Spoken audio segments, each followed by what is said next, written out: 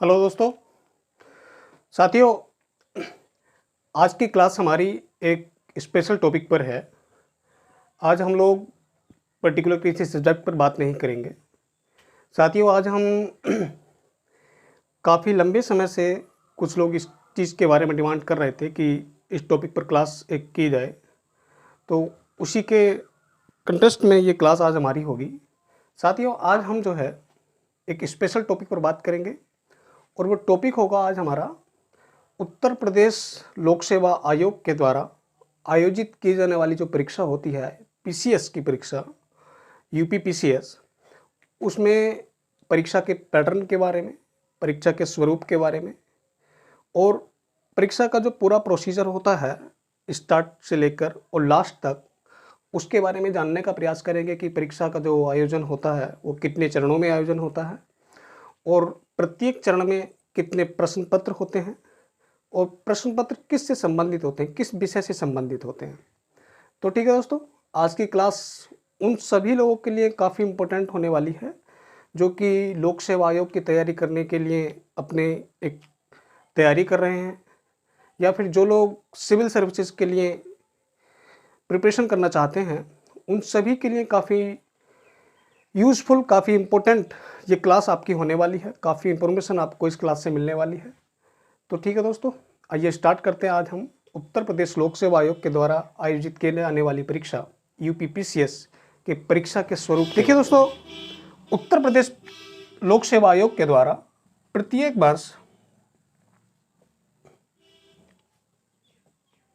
Notification जारी किया जाता है, जिसके माध्यम से पीसीएस और पीपीएस और भी अन्य सेवाओं में रिक्तियों के लिए उनको भरने के लिए आवेदन मांगे जाते हैं। साथ ही जो परीक्षा आयोजित की जाती है लोक सेवा आयोग के द्वारा, ये 3 चरणों में कंप्लीट होती है। वो 3 चरण कौन कौन से हैं? पहला इसका चरण होता है आपका प्रीलिम्स, जिसको प्रारंभिक परीक्षा बोलते हैं। दूसरे चरण के तहत इसमें मुख्य परीक्षा का आयोजन किया जाता है, जिसको हम मेंस एग्जाम बोलते हैं। और थर्ड आपका इसमें स्टेप होता है इंटरव्यू का।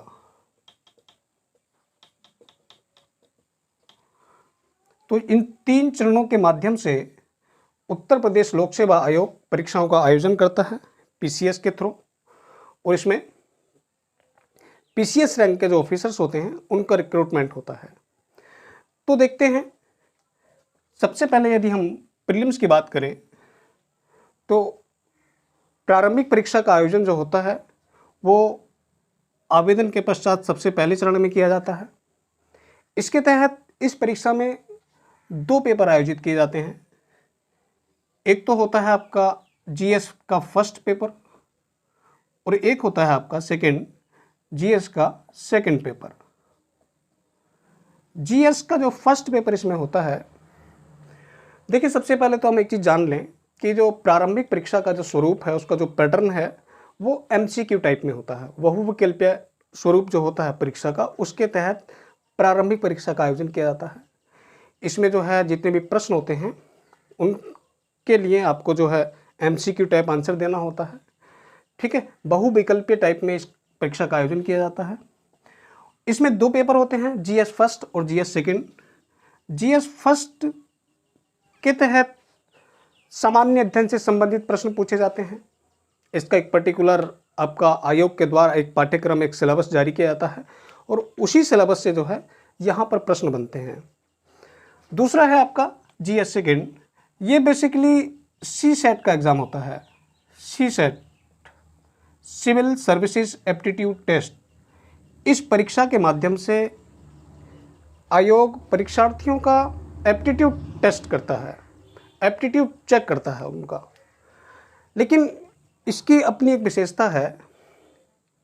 वह विशेषता यह है कि जो जीएस का सेकंड पेपर इसमें होता है वह क्वालिफाइंग नेचर का होता है। मतलब इस पेपर में अभ्यर्थी को 33% मार्क्स लाने अवश्य होते हैं। मतलब जब आप सीसेट का सेकंड पेपर क्वालिफाई करेंगे 33% मार्क्स से, तब ही आपका जो है जीएस का फर्स्ट पेपर चेक होता है। जो आपका आंसर की होता है, जो आपका ओएमआर शीट होता है फर्स्ट पेपर का, वो तभी चेक किया जाता है जब आप सीसेट के एग्ज़ाम्स को 33% मिनिमम मार्क्स से क्वालिफाई करते हैं। और इसमें जो मेरिट तैयार किया जाता है वो आपका जीएस के फर्स्ट पेपर के आधार पर ही किया जाता है।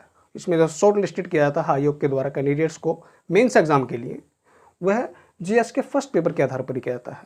और इन दोनों परीक्षाओं का जो आयोजन होता है वो एक ही दिन होता है। अगर नकारात्मक अंकन की बात करें हम, नेगेटिव मार्किंग की, तो इसमें 1/3 की मार्किंग की नेगेटिव मार्किंग की जाती है। इसका मतलब आप समझते ही हैं कि यदि आपने 3 क्वेश्चन का आंसर गलत किया है तो उसमें से आपका एक सही वाला आंसर जो है वो काट दिया जाता है। तो 1/3 का नेगेटिव मार्किंग इसमें प्रीलिम्स एग्जाम्स में रहता है आपका। और ये जो परीक्षा होती है आपकी, ये एक स्क्रीनिंग टेस्ट होता है, प्रारंभिक परीक्षा। मतलब ये होता है इसमें कि आयोग का सीधा सीधा इस परीक्षा को आयोजित करने का मतलब ये होता है कि उन कैंडिडेट्स को परीक्षा की प्रक्रिया से बाहर करना होता है जो कि परीक्षा के लिए सीरियस नहीं है, जो गंभीरतापूर्वक तैयारी नहीं कर रहे हैं, वो लोग एक स्क्रीनिंग टेस्ट के माध्यम से उस प्रक्रिया से बाहर किया जाता है। और वो जो स्क्रीनिंग टेस्ट होता है वो आपका प्रारंभिक परीक्षा के माध्यम से ही किया जाता है। उसके बाद दोस्तों होता है मेंस एग्ज़ाम। जो कैंडिडेट प्रीलिम्स क्वालिफाई करते हैं उनको फिर मेंस एग्ज़ाम में फेस करना होता है। मेंस एग्ज़ाम का क्या पैटर्न है वो भी एक बार हम देख लेते हैं। देखिए, जो मेंस एग्ज़ाम होता है इसमें, ये सबसे पहली चीज़ तो ये बहुविकल्प के टाइप में नहीं होता है, ये परंपरागत स्वरूप में होता है। मतलब इसमें जो है आपको आंसर डिस्क्रिप्टिव मोड में देना होता है। आपको टिक मार्क के काम नहीं चलने वाला यहाँ पर आपको जो भी पर्टिकुलर क्वेश्चन होगा पेपर में, उसको आपको उसकी व्याख्या देनी होगी आपको सीमित शब्दों में। मतलब वो शब्द जो होते हैं वो आयोग के द्वारा निश्चित किए जाते हैं कि 10 शब्दों में, 20 शब्दों में, वो उस टाइप से क्वेश्चन के अलग अलग स्वरूप होते हैं, अलग अलग खंड होते हैं। तो ये डिस्क्रिप्टिव मोड में मेंस एग्जाम की लिया जाता है। इसमें जो है कुल मिलाकर 8 प्रश्न पत्र लिए जाते हैं मेंस एग्जाम में यूपीपीसीएस के। वो 8 प्रश्न कौन कौन से हैं? देखिए, सबसे पहला इसमें होता है आपका हिंदी। जनरल हिंदी का इसमें पेपर होता है। सबसे पहले ही दिन जब मेंस एग्जाम स्टार्ट होते हैं तो सबसे पहले दिन हिंदी का, जनरल हिंदी का पेपर होता है। और ये जो पेपर होता है आपका, ये होता है 150 मार्क्स का टोटल।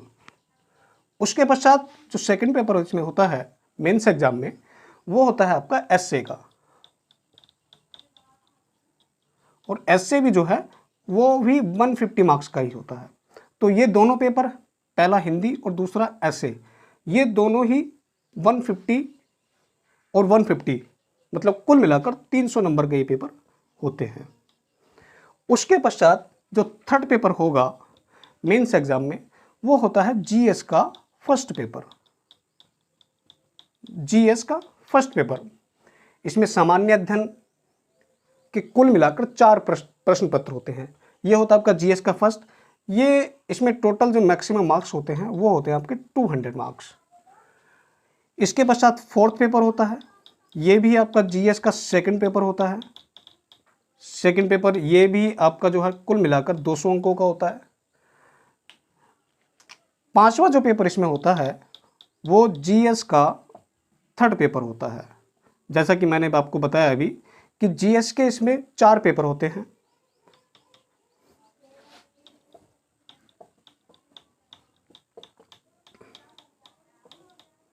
और प्रत्येक प्रश्न पत्र जो है वो 200-200 अंकों का होता है। इस प्रकार हम देखें मुख्य परीक्षा में सामान्य अध्ययन GS first, GS second, GS third और जीएस फोर्थ, सामान्य अध्ययन के 4 प्रश्न पत्र होते हैं और प्रत्येक प्रश्न पत्र 200-200 अंकों का होता है। कुल मिलाकर सामान्य अध्ययन का जो वेटेज रहता है मुख्य परीक्षा में वो 800 मार्क्स का रहता है। ठीक है, अब ये 6 पेपर हुए हैं अभी तक। 2 पेपर और होते हैं इसमें, और वो 2 पेपर इसमें आयोजित किए जाते हैं वैकल्पिक विषय से संबंधित। मतलब अभ्यर्थी के द्वारा जो भी आपका ऑप्शनल सब्जेक्ट एक चुनना होता है, जो कि आयोग की लिस्ट में 29 सब्जेक्ट हैं, 29 सब्जेक्ट हैं। उन 29 सब्जेक्ट में से किसी भी एक पर्टिकुलर सब्जेक्ट को आपको सेलेक्ट करना होता है अपने वैकल्पिक विषय के रूप में रखने के लिए। तो उस वैकल्पिक विषय के 2 प्रश्न पत्र होते हैं। 7th पेपर जो होता है आपका वो ऑप्शनल का होता है।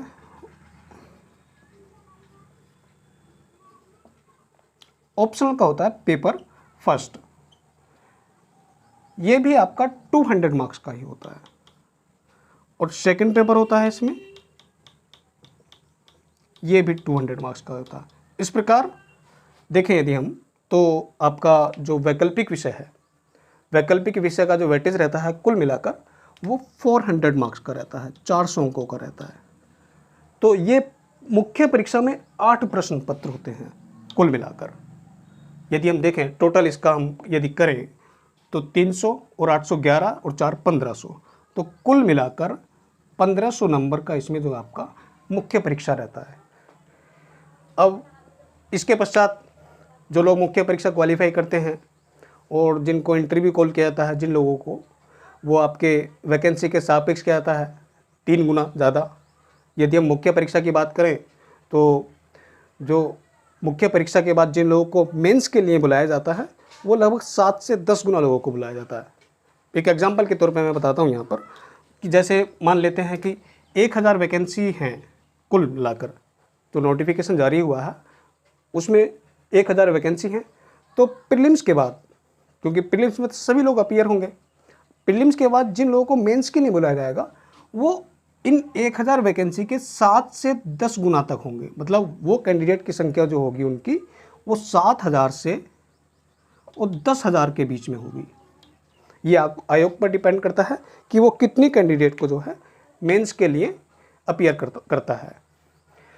अब जो लोग मेंस क्वालिफाई करते हैं उनमें से वैकेंसी के लगभग 3 गुना, मतलब 3 गुना का मतलब ये हुआ कि लगभग 3000 लोगों को इंटरव्यू कॉल किया जाता है मुख्य परीक्षा के पश्चात। और इन 3000 लोगों में से ही जो टॉप 1000 होते हैं, जितनी वैकेंसी होती हैं, उनको फुलफिल किया जाता है। इस प्रकार ये पूरी प्रक्रिया कंप्लीट होती है।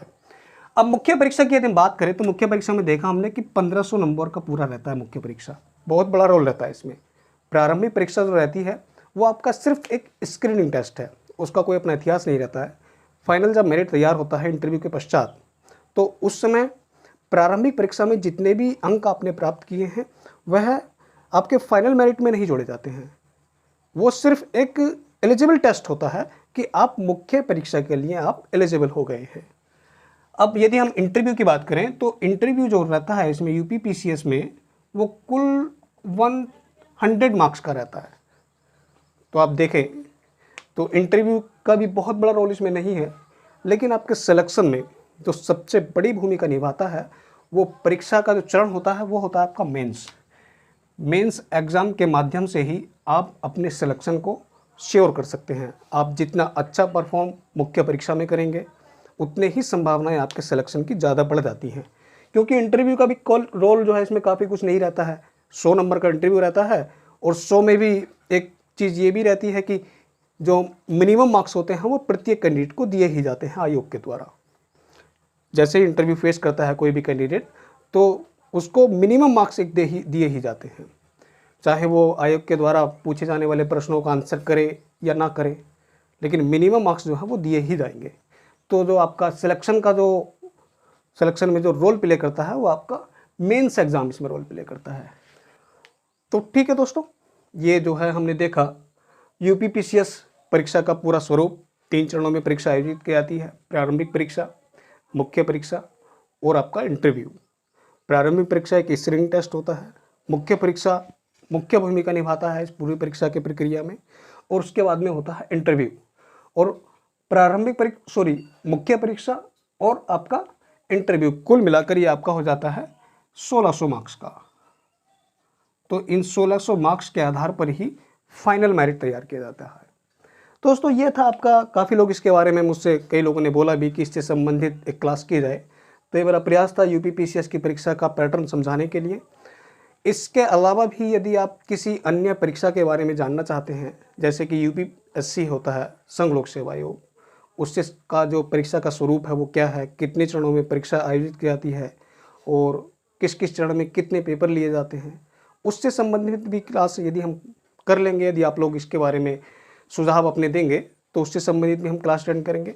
और इससे रिलेटेड भी यूपी पीसीएस में भी प्रारंभिक परीक्षा का क्या पाठ्यक्रम है या फिर मुख्य परीक्षा का क्या पैटर्न है, मुख्य परीक्षा में जो सामान्य अध्ययन है या फिर हिंदी है, ऐसे है या फिर इसमें जब हम बात करें कि ये आपका जो जीएस के 4 पेपर होते हैं, इनका अपना एक पर्टिकुलर सिलेबस है, उस सिलेबस पर भी हम पर्टिकुलर क्लास कर सकते हैं। लेकिन इसके लिए आप जो है आप मुझे अपना सुझाव दें, क्या हमें इस विषय पर क्लास करना चाहिए? यदि आप चाहते हैं तो उससे संबंधित क्लास भी हम अटेंड करेंगे। तो अब ये क्लास, इस क्लास से आपको कितनी जानकारी मिली, आप वीडियो के कमेंट बॉक्स में मुझे ज़रूर बताइएगा। धन्यवाद।